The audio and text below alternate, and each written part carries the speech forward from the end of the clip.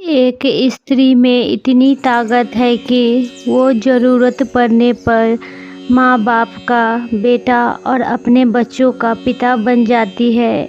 लेकिन आदमी बच्चों के लिए माँ नहीं बन सकता, वो सिर्फ दूसरी माँ ला सकता है। बाप की नाक के लिए प्रेमी छोड़ दो, पति के नाम के लिए घर को छोड़ दो और भाई के लिए प्रॉपर्टी छोड़ दो, बच्चों के लिए नौकरी छोड़ दो और बाहर कोई छेड़े तो बाहर जाना छोड़ दो, अंदर कोई छेड़े तो उम्मीद छोड़ दो।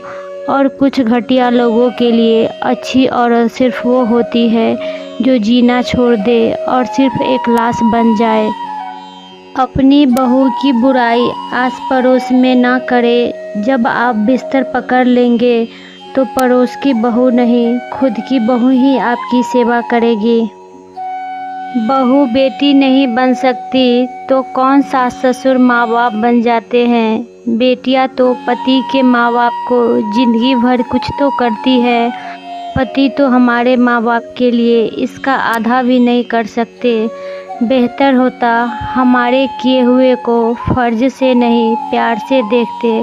सिर्फ माँ बाप बोलने से सब बेटी के माँ बाप नहीं हो जाते।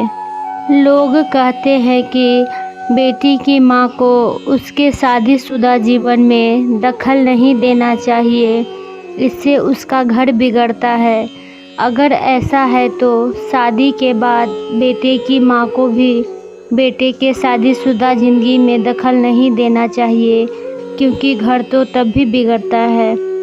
कितना अंतर है दोनों ससुरालों में।